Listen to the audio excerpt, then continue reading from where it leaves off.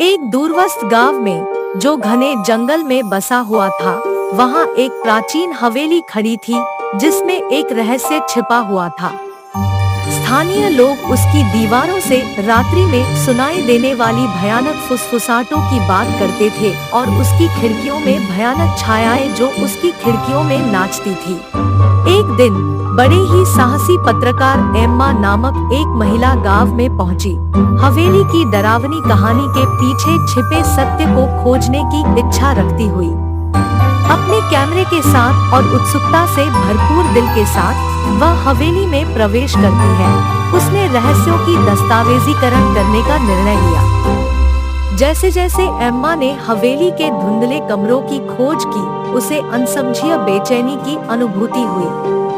भयानक सन्नाटों वाली हर तकियों की चीख-चिकाहट ऐसा लग रहा था मानो वे उसे पीछे जाने के लिए कह रहे हों।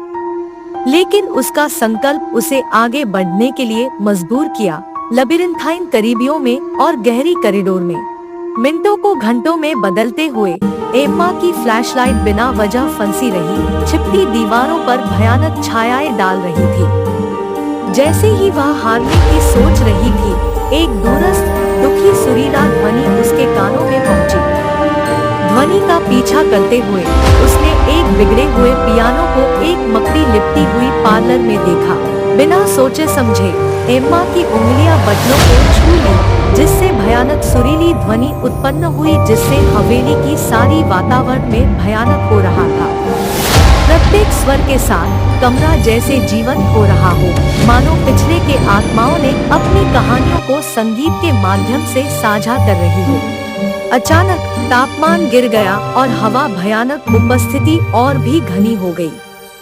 एम्मा का दिल तेज धड़कने लगा जब उसने छायाओं से आकृतियां प्रकट होते देखी। विक्टोरियन काल के आक्रामक रूप, उनकी खोखली आंखें उसकी ओर टिकी रही और कमरे में उनकी दुखी कराहटों से गूंज रही थी। आतंकित होकर एम्मा भागने की कोशिश की, लेकिन दरवाजा एक अद्भुत शक्ति से बंद हो गया। प्रेत नजदीक आए, उनके दुखी चेहरे उसे भय से भर दिए। बेप्सी में उसने पियानो बजाना फिर से शुरू किया, उम्मीद है कि वह उन्हें संतुष्ट कर सके। चमत्कारिक रूप से प्रेत संगीत की ध्वनि में हिलने लगे, उनके चेहरे कम तेज हो गए। एम्मा ने जी में जोर डालकर और अपने डर और ऊर्जा को बटनों में डालकर कमरा जीवंत और अलौकिक का एक समयवृत्ति नृत्य बन गया, जिसे एक साझा संगीत द्वारा बांधा गया था। जैसे ही उसकी शक्ति कम होने लगी, सूरज की पहली किरणें खिड़कियों के अंदर आई और प्रेत धीरे धीरे गायब हो गए। हवेली एक अजीब सुनसानी में फिर से गिर गई, जिससे एम्मा कांपते हुए लेकिन जिंदा बच गई।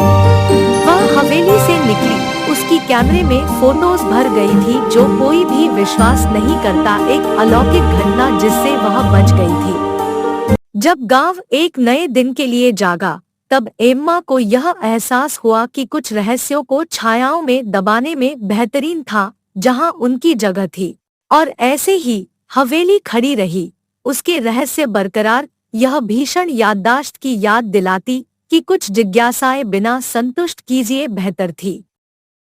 Please like, share, subscribe to Anime Ethics.